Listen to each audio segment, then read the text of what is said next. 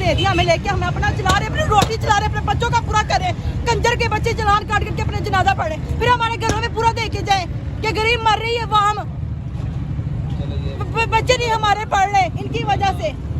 चलान पूरे करे, घर पूरा करे, किराए पूरे करे, क्या करे बताए? हमारी हुकूमत कहाँ गई है?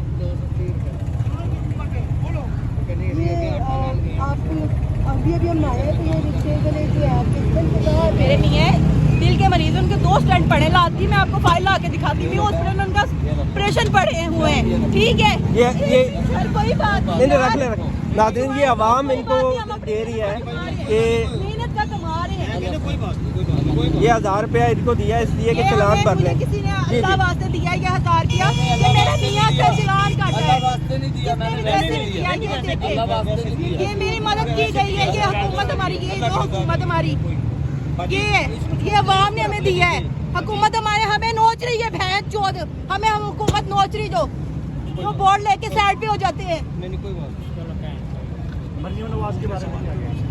अच्छा मुझे ये बताएं कि क्या मरियम नवाज आके राशन देती है, मरियम नवाज आके हमारे पूछती है राशन नहीं मिला? नहीं हमें कुछ नहीं मिला।